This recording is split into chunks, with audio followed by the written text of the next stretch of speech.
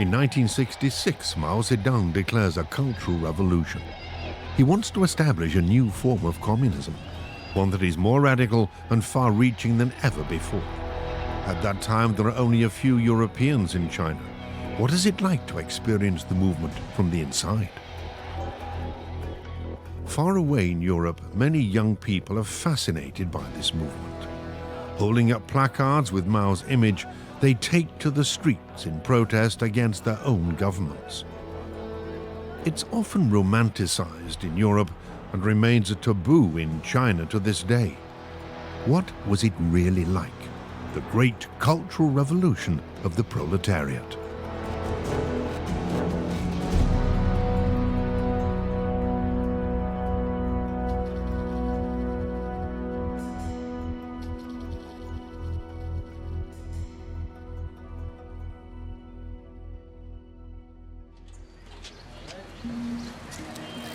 The residential buildings of Peking University for Foreign Languages.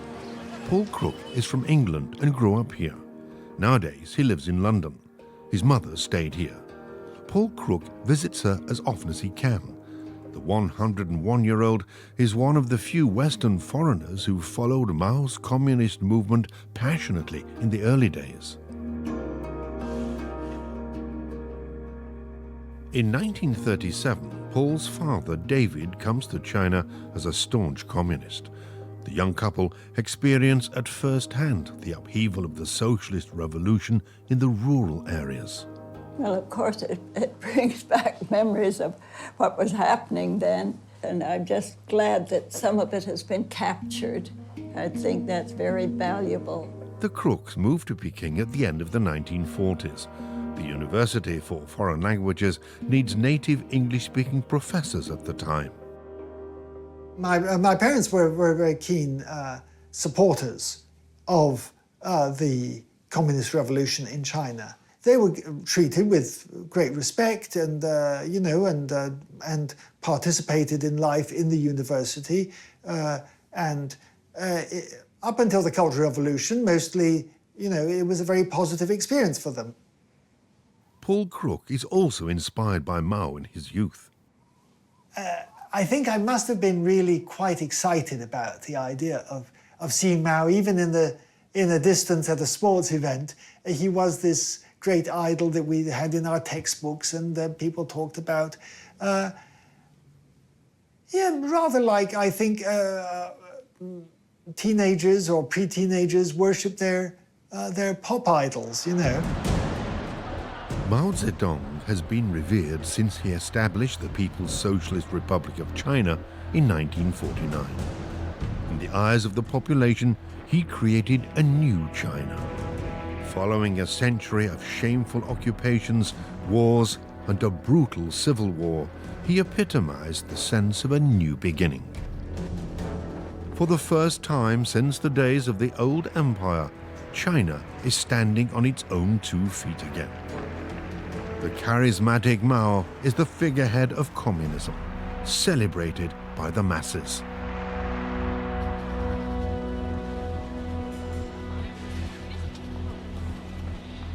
The lives of Gudrun Alba and her mother, Basilia Fang, from Austria, are closely linked to Mao's China.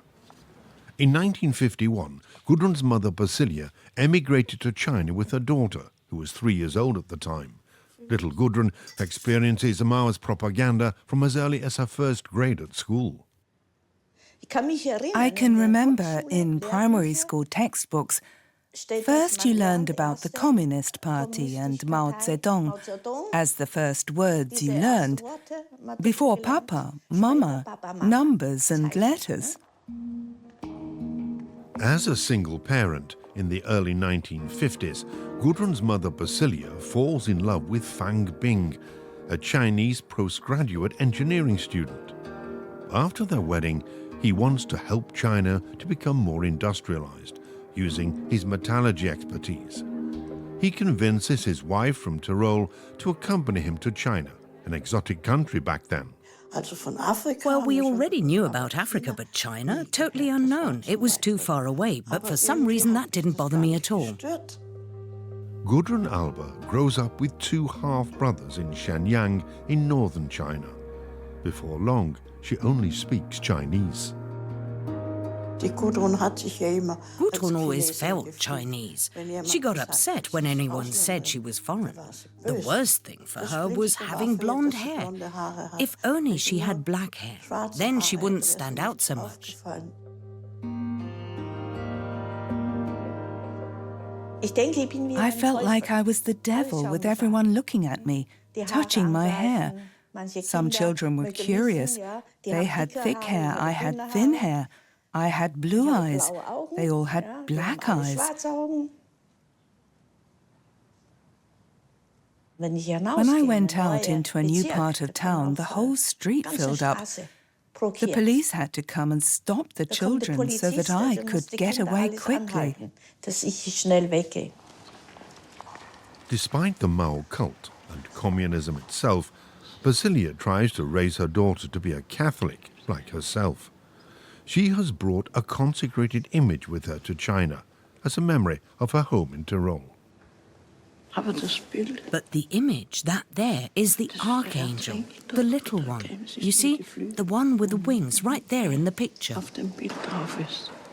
Early in the morning when we woke up, we often looked at the picture and talked about it. Yes, that's the angel. He protects the children so that they stay safe. Back then, the mother and daughter could never have imagined that this guardian angel could ever bring the family into danger. In China, Mao's ideology is penetrating deeper and deeper into the everyday lives of the people. The party leader thinks that industrial development is happening too slowly. He orders a great leap forward. China should soon be producing more steel than Great Britain, with the sheer willpower of the people alone. Even the farmers need to build small furnaces, but while they are toiling away for Mao's vision, their fields become barren. Instead of the envisioned economic boom, there is famine. Around the beginning of the 1960s, between 15 and 30 million people in China, mostly living in the rural areas, die of hunger. The other party leaders rebel against Mao's lunacy and try to limit his power. The pragmatic new head of state, Liu Shaoqi, intends to guide China out of the crisis.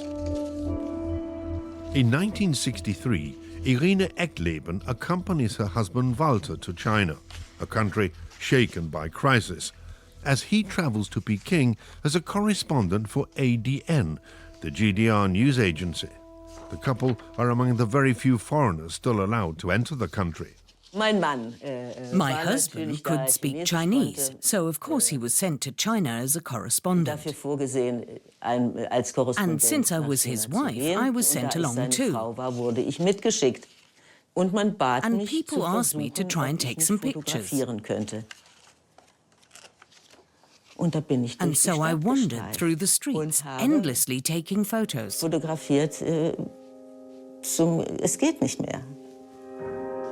Irene Eckleben's unique photos document not only everyday life, but also the political power struggles in the communist country. Thousands of infuriated young people block the road. At a crossing, the ADN vehicle is stopped by Mao troops, surrounded and covered in leaflets of slogans. In the mid-1960s, the country is close to breaking point. Behind the scenes, Mao is forging plans for his return to power. In 1966, he strikes. Yes, I can remember on May the 16th we had to go to school in the evening and listen to the news. There was the first newspaper from Peking, and the political party leader said that the Cultural Revolution was starting. At the beginning, there is a handwritten placard, a so-called wall newspaper. It criticizes the party leadership of Peking University for being revisionist. Mao launches an attack on his internal political opponents, saying there are bureaucrats everywhere who want capitalism back. The people ought to display placards and expose these class enemies and their bourgeois thinking. Then some classmates started putting up posters in classrooms and in the hallways in the primary school, criticizing various aspects of the teaching. Irene Eckleben takes photographs of the placards. Writing a wall newspaper now means showing loyalty to the old leader Mao, who is still celebrated amongst the people. The insults, mostly against Liu Shaoqi, the head of state, are growing wilder and wilder. They were put up everywhere, it didn't matter where. Whether at the watchmakers, at the big department store, or at the beautiful Peking super hotel. They were put up everywhere, and if you were unlucky, they put them on your back. Irene Eckleben also takes photographs of how the Red Guards are now forming newly mobilized youth groups. As part of the Cultural Revolution, adolescents are no longer supposed to merely sit dutifully in the classroom, but rather to march for the chairman as part of the Mao youth. Under his authority, they are supposed to rescue socialism in China from its bourgeois enemies within the party, an honorable task. And many people from our class had to wear these red armbands. And then they made lists of those who belonged to a good family, farmers, workers, soldiers, and those got the armbands straight away.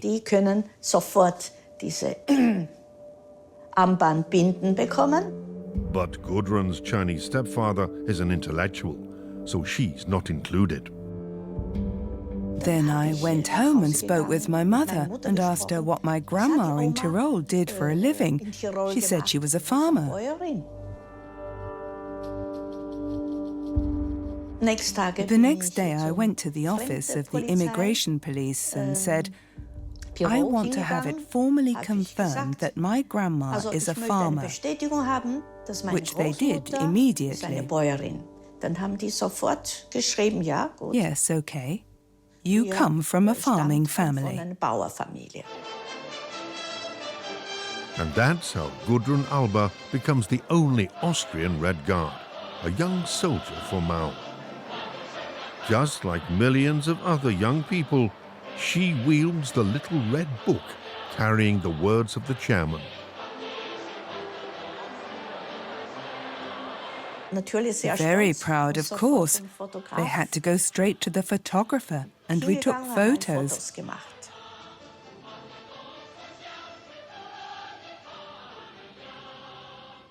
I came home and my father said, "How did you get that?" I told him. Father said, "Yes, you are very intelligent. That's a good thing. That protects our family." Mao sends his Red Guards into a war of symbols. He considers China's traditions and culture to be anti-socialist and seeks to destroy them. It's an adventure for young people. They get to storm temples and palaces, destroying and defacing the old images. In June 1966, Mao even closes the schools and universities. The Cultural Revolution becomes a kind of exciting mission for young people. Back then, I was not quite 18, I think, and it felt like freedom. We were all free. We could run around all over the place and criticize. We went out a lot because it was summer. We went swimming. So for me, it felt like a period of liberation. In autumn 1966, Mao receives his Red Guards 8 times for enormous parades in Peking. Mao calls on young people to rise up against the alleged capitalist elite and their cultural symbols. Above all, against his political opponent, Liu Shaoqi.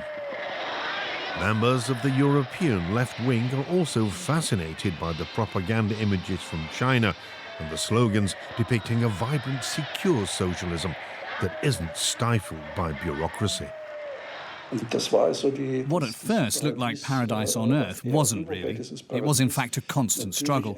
For example, I was studying in Vienna then, and we would never have dreamed of having any kind of allegiance with Soviet communism. I mean, Bratislava or Pressburg is right next door. Just 60 kilometers from Vienna, right? Of course, we were all there. We knew the state of affairs in Prague and so forth. It was really a nightmare. None of us wanted that, though. Today, Karl-Peter Schwarz is the Eastern European correspondent for the Frankfurter Allgemeine newspaper. In 1970, he joined a Maoist group at Vienna University. The phrase rebellion is justified wherever it occurs spoke to us so powerfully back then. Rebellion in itself is justified, and the essence of the revolutionaries and, for us, the Cultural Revolution was just that. Back then, Reinhard Bütikofer, the former chairman of the Green Party, was also interested in Maoist ideas. The focus wasn't so much on a theoretical system, and at the beginning it wasn't even about a larger understanding, but rather it was the idea that surely a utopia should be possible somewhere. In protest against US involvement in the Vietnam War, many students become more and more sympathetic to leftist causes in Western Europe. Mao becomes an icon of youth uprising and resistance to imperialism. Armed with sentiments from the Mao Bible, they passionately reject the dusty old elites of the war generation and dream of a more just world. Being a revolutionary, an admirable concept in itself, is that one must, to a certain extent, overcome a sense of separation between one's head and one's hands. So it's not the case that some people just sit in an office and the others only have to carry out the tasks, but rather the managers also have to take part in the manual work. Maoist leftism grows especially popular in France. Some young people devote themselves entirely to the Maoist revolution. My life changed fundamentally when I became a Maoist. I started to see the future completely differently.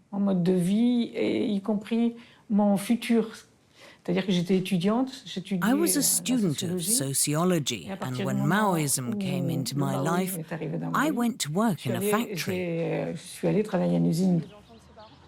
Danielle Palot was visiting a Maoist group in the small industrial town of Saint-Chamond. She's showing her daughter Isabelle this major landmark in her radical political past for the first time. We wanted to get to the workers and encourage them to start a revolution from the bottom up. Against the authorities, against the capitalist system, against the employers. It didn't work, but we wanted to apply everything that we thought of as Maoism. We wanted that at least. Danielle Palot finds employment in a textile factory and tries to inspire the other workers to rise up. The inspiration comes from China. We couldn't imagine anything better than going to China ourselves and seeing what was happening there. We wanted to get involved over there and apply that experience in France because we were fighting for a revolution in France and we thought it would come. But getting a visa for China is impossible. The country is virtually sealed off, apart from the stream of propaganda leaving it. So China became a kind of projection screen of our revolutionary hopes. It had something very religious about it. Religious in the sense that we needed to go to make that pilgrimage. Yet we didn't know exactly what it would look like when we got there, really. And all the ambiguous information, the less information there was about it, the better, really. In China, the Cultural Revolution is advancing. Instead of going to lessons, the young people are out in the service of Mao. The Red Guards harass their supposed enemies ever more, a cleansing campaign begins in schools and universities against tutors and intellectuals. And when I came back to Beijing, my brother said, "You'll never know, they caught a spy in the university. Can you imagine who?" And I said, "Oh, could it be this? Could it be that? You know, there's a suspicious, you know, Yugoslav. There's whoever." But then they said, "No, it's your dad." As an English professor at the University for Foreign Languages, Paul's father David becomes one of the Red Guard's first targets. I couldn't believe it. So you know, and they said, "Oh, it must be a mistake, you know, obviously." But anyway, that's the reality. He's not at home. Although Paul's father is locked up in a high-security prison, Paul's mother, Isabel, does not lose faith in Mao's vision. We were worried, we were concerned, but also we were told we have to have faith in the party and faith in the masses, as Mao put it. Mao is now also enlisting young people and workers whose parents are not of the proletariat to fight for him. Various different groups are fighting for dominance. Everybody wants to prove that they are fighting for Mao more radically than the next.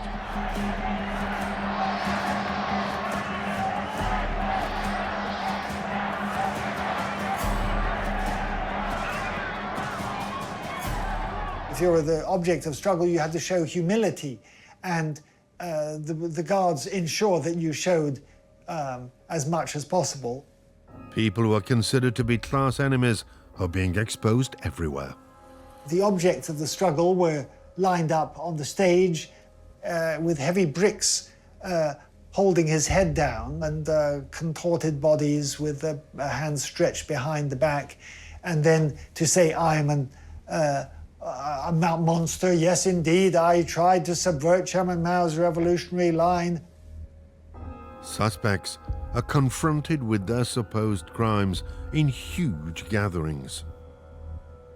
People were very fervently shouting slogans and condemning them, and I felt very much that I must try and participate in this. But at the same time, I had a contradictory feeling of this is a cruel thing that was happening.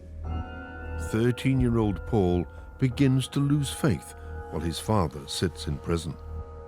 I think at that time, the parameters of what was shocking and terrible was probably, you know, we were stretched to a point, it's happening everywhere, maybe it's normal. Alleged counter-revolutionaries are paraded openly on trucks on the roads leading to the public gatherings. Irene Eckleben is still taking pictures. Her photos are some of the few pieces of evidence we have of this practice. In the middle is a woman with a giant, like a magician's hat in the German and European fairy tales. Like a bag of sweets in the shape of a cone. She is the outlaw. It was frightening, truly frightening. Radical members of the Red Guard travel from the capital to all parts of China, including Shenyang in northern China. Nothing but 15 and 16-year-olds, young children, all with weapons, wanting to show us how to go about a cultural revolution. How can you fight against people like that? There's one wielding a bicycle chain, a young girl, around 14 years old, going around hitting people over the head with it. I saw that. That hurt me so much. The Red Guard is still hunting down symbols of the old society. They destroy anything that falls into their hands. Gudrun Alba fears that her comrades' anger could be turned against her mother's guardian angel picture. She thought about it, at first wanting to hide it in the cellar downstairs. I said, please don't do that. They might come. They might search everywhere. Gudrun and her brothers convinced their mother to give up the picture. Then they tore it down and burned it. I'm not sure exactly. Well, wood, with a bit of hay, grass to set fire to it. Now, only one worshipped idol is left in Gudrun's family. Then we just hung a lot of Mao photos in the same place.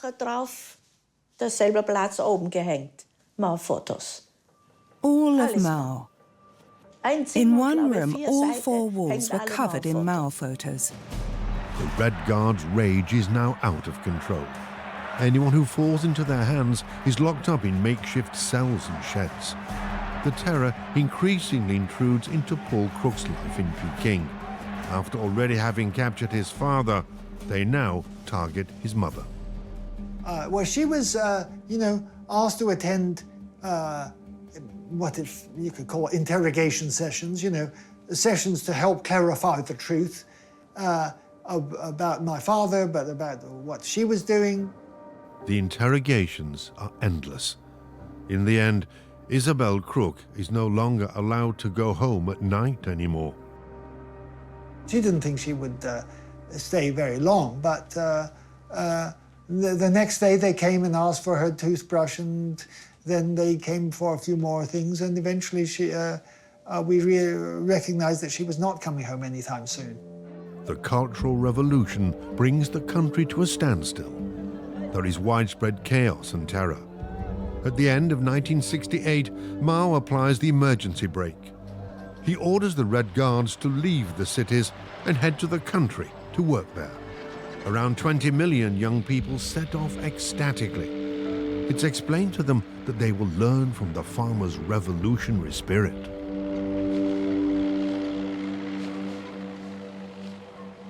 This is the time when Dieter and Ann-Kathrin Becker come to China as new correspondents for the GDR. As children of the German state of workers and farmers, they have a positive perspective on China and its revolutionary leader. My favorite is this porcelain badge, a young Mao. At the time, he hadn't committed any major crimes yet. And he still had honest and fair objectives. Peking is the first foreign posting for the Beckers. Mao had largely sealed China off, even to the other socialist countries. The media coverage of China in the GDR hardly covers the extreme aspects of the Cultural Revolution at all. Yes, if you look closely, here was a country that had made tremendous progress in the 50s, and I had always been really quite interested in China then. Of course, wonderful things had been written about China in the GDR, and I was really fascinated by it. And then you arrived there and saw it. And all the excitement fizzled out when seeing operations that were completely pointless. I mean, not completely pointless. Mao Zedong had managed to silence his opponents, but that was all. And all of that was at the expense of the ordinary population. And that is a shame. Yet the Beckers experienced the start of a new period in China. After years of isolation, Mao ironically turns towards the West of all places. In January 1972, American President Richard Nixon arrives in Peking. It's a political sensation. It was quite an opening. Diplomatic relations with the Federal Republic of Germany were also starting to take shape, and China was becoming more open to the world. It was previously quite cut off, of course. By meeting with Nixon, the now 78-year-old Mao was initiating a careful opening up of his country. Now even Mao supporters in the West could hope to travel to China themselves. There was a German-Chinese friendship society that offered the chance to travel to China. And so I said I'd like to go too. And then it became possible. When we heard the news that a group of us women might be able to travel to China and see the liberation of women there, well, it was an absolute adventure. C'était l'aventure totale. But Daniel Palot now has a young daughter, Isabelle, who is only 3 months old.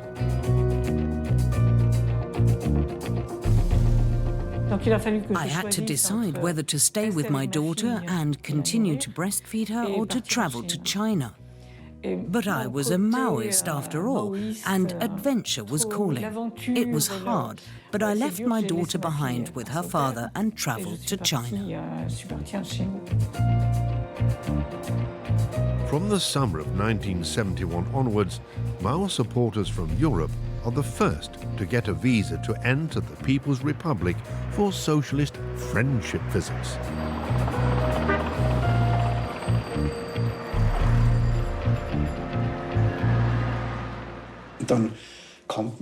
And then you arrive so late at night into Peking Airport, and I remember a giant white Mao statue looming there. Yes, all lit up and so on. And it was like the entrance to paradise. Yes, so you arrive and now you're looking at this huge country. Western visitors are greeted by large propagandist signs depicting the achievements of the Cultural Revolution. And then they started to guide us around. We were brought into the Great Hall of the People, an unbelievable privilege. That was our arrival in China.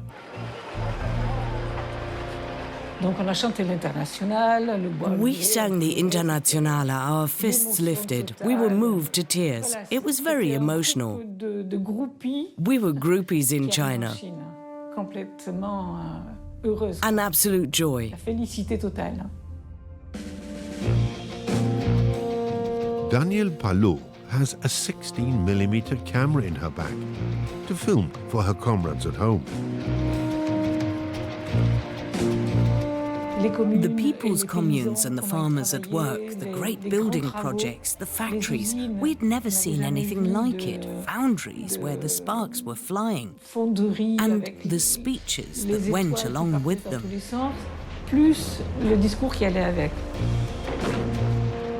Overland, Peking, across country, stopovers were all the same. At the schools, one small, chubby-faced revolutionary from the Red Guards came out to tell us a wild tale about the headmaster, and we enjoyed all these things enormously. Now, so the message went, we have Mao to thank for the fact that everything is more productive than ever before. I remember a conversation with professors and students. Afterwards, a student came up to me and said he had to explain it again. He said the professors were still a little conservative, so to speak, so you shouldn't hold it against them. But as students, they would really want to change everything much more radically. And you had the impression that you were welcomed as a sympathetic observer of a great social experiment.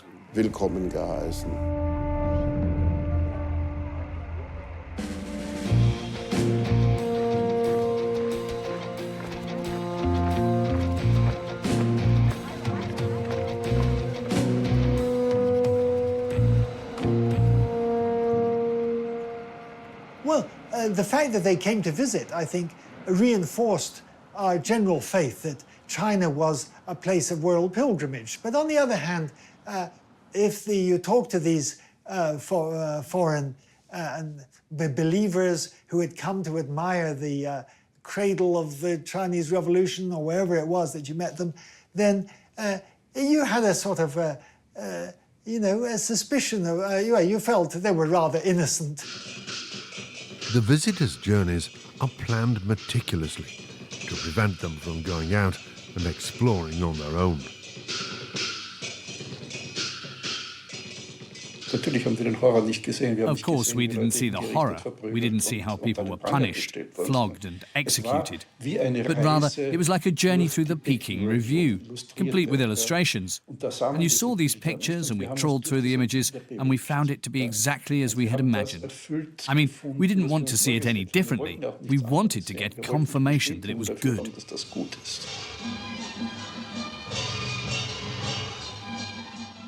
I came back with a feeling of, well, if the Chinese are managing to do that, we can do it too. Danielle Palot stays in the country with her women's group for almost 2 months. They spend a week in Shanghai. Danielle Palot wants to film the everyday lives of people in revolutionary China for her comrades in Europe. The Chinese tour guides have selected a suitable place. We went to a market there. In the middle of the hustle and bustle of people, there were live fish in bags, vegetables, meat and poultry. Everything was there and we filmed it. It was a dream. Afterwards, we went back to the hotel. But she left one of her exposed films at the market. The next morning, she went back to look for it. As we arrived back at the market, everything had gone. There wasn't anybody there. It was completely empty. You couldn't even buy a carrot, no vegetables, nothing. It was totally empty. This is the reality of Mao's state. The chaos and failings of the Cultural Revolution have driven China to the brink of ruin. People have to queue up for hours even for their basic essentials, and millions of so-called class enemies are still sitting in dungeons, including Paul Crook's parents in Peking. In the early 70s, he and his brothers have to struggle along on their own. Sometimes an adventure presents itself. I've climbed up there before, up to the second level. The pagoda is quite wide. So how did you get up there? On the lightning conductor. Didn't anybody stop you? It was during the Cultural Revolution. Nobody was concerned. They were all out starting a revolution.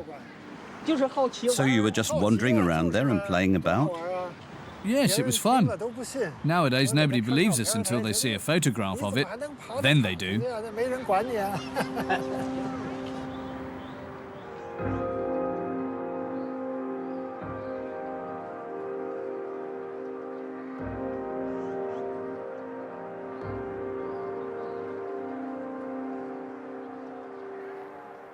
Although Paul's parents have been in prison for years now, they have never lost their faith in Mao.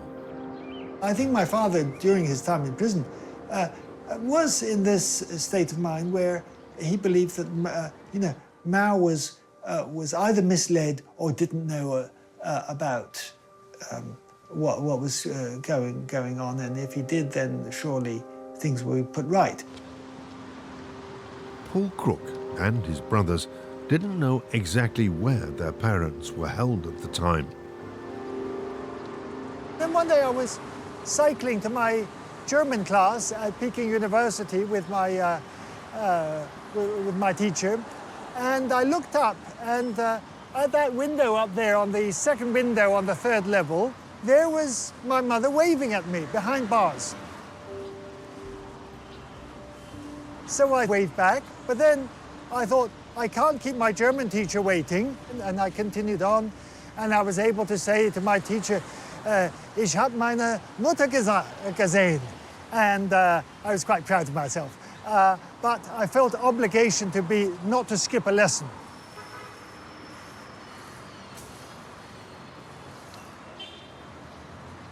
After the first shock, the brothers later managed to secretly sneak into their mother's cell and speak to her.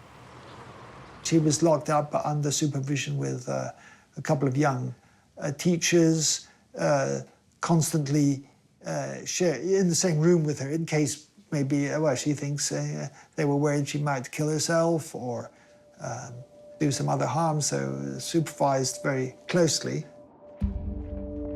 The lives of Paul Crook and his parents hang in the balance, as is the case for millions of Chinese people. Countless people are locked away. Many of Paul's peers are still in the countryside or working in factories. Most universities are still closed. For me, living in China was very hard. Wherever I went, everybody looked at me.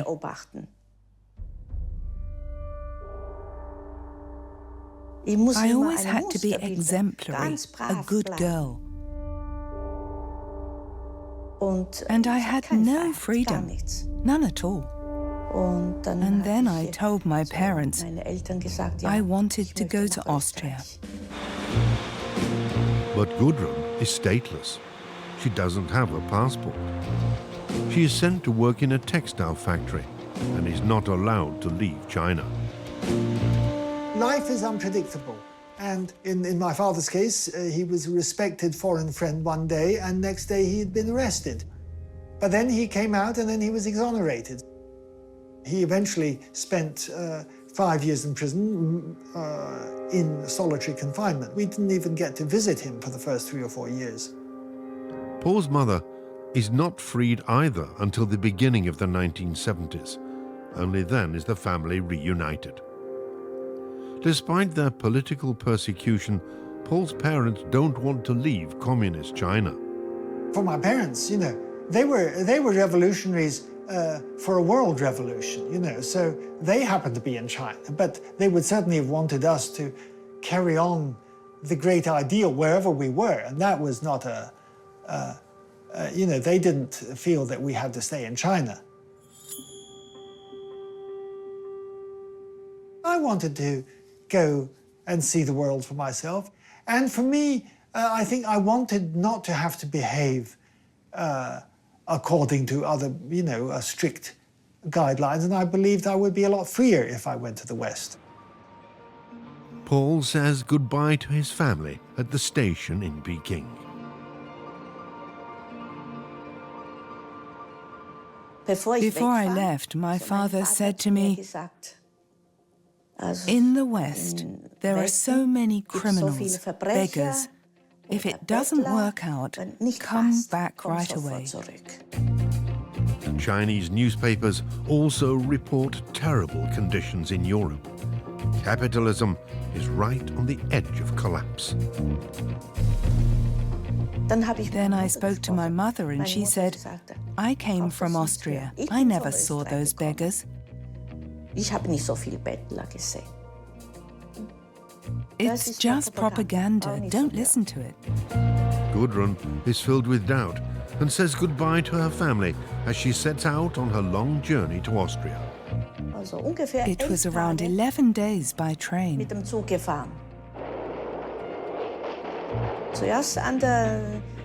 First to the Chinese-Soviet border. On the Chinese side, I only saw Chinese people. After the border, everyone was European, Russians, and me. Even the conductors. Everyone's so big and fat and so loud.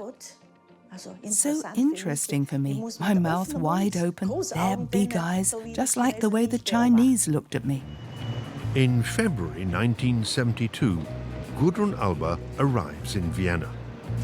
The city celebrates her homecoming from the Eastern Bloc. As a welcome gift, she receives a camera.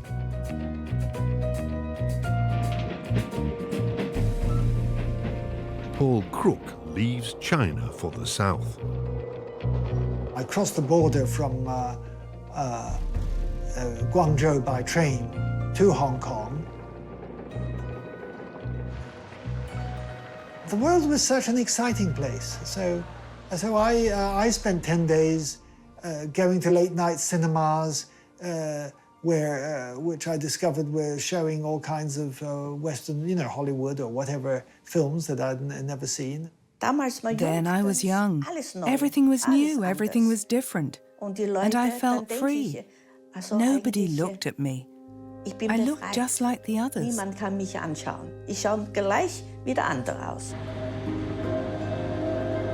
On arriving in Vienna, Gudrun Alba soon meets a young student who catches her attention. There was a spark. He was good looking. My heart was pounding. He asked where I came from, and I said, "Well, have a guess." And he guessed at every European country, and then America, South America. And I kept saying, "No, no, every country." And finally he said, "Hong Kong." And then I said, "Really, really close." Then when she said she came from China, it was like an epiphany. wie eine Erleuchtung. Me with my thoughts, my communist, Maoist thoughts, and she comes from China.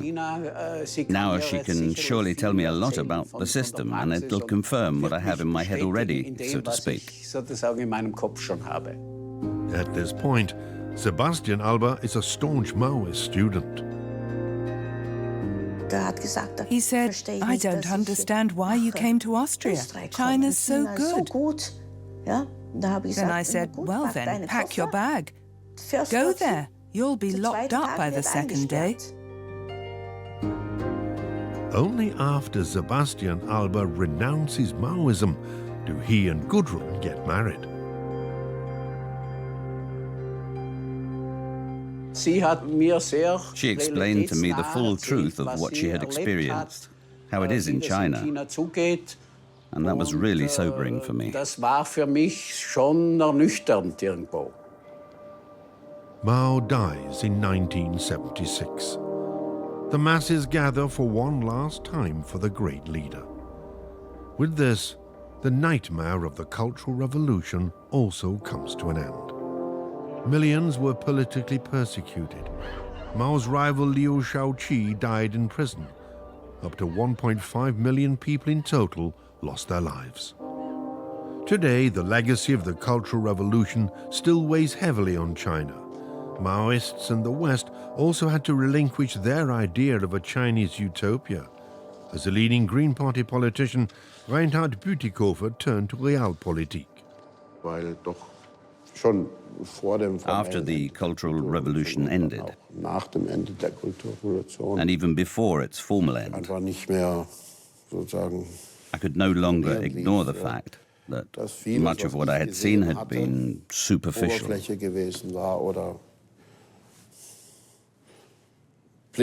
Or blindness, or wishful thinking.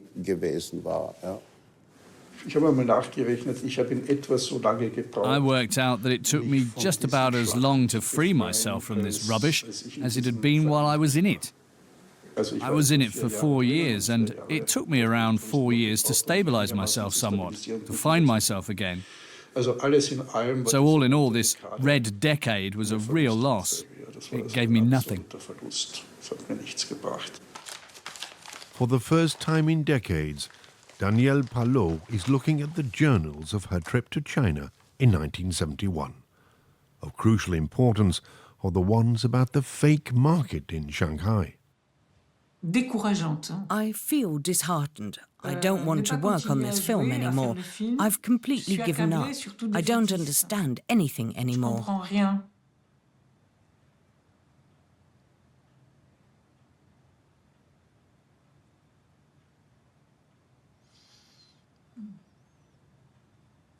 I don't understand anything. I want to break everything off.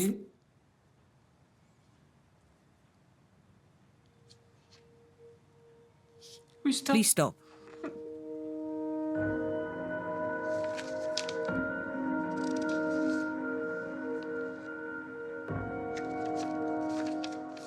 It must be the same as it is for a child who learns that Father Christmas isn't real. You believe in Father Christmas, and then, just like that, he's not real.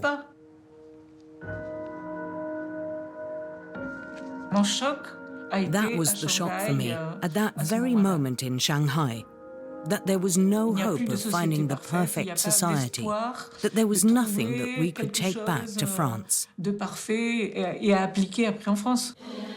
In China, the Communist Party from back then is still in power. Paul's family are no longer persecuted. Quite the opposite. Paul has accepted an invitation to go to the province and represent his mother. I brought some words of greeting from my mother, which I will read out for you now.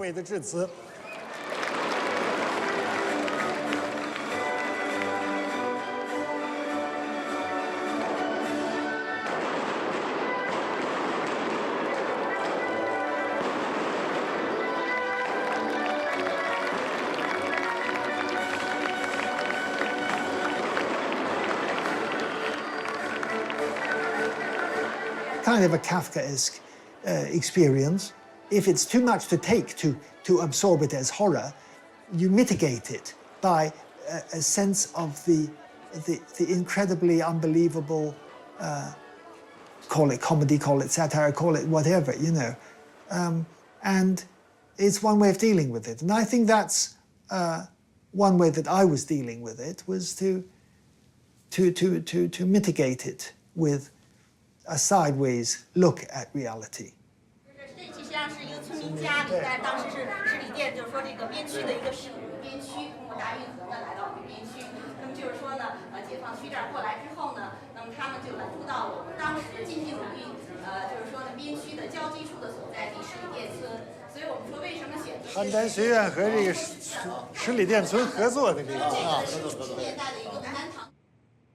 Today, Danielle Palot is living in Paris.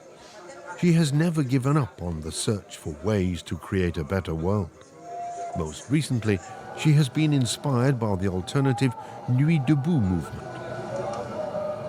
Young French people who gather every evening at the Place de la République and discuss globalization and social justice.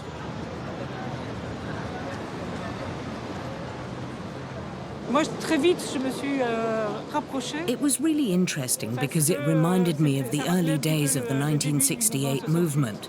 These are people who live in the modern world and question the system. She has given up her illusions. They are completely different. It's another world. They don't believe in Mao or in any revolution. We wanted to overturn the existing society. The people here want to improve this society and make it more humane.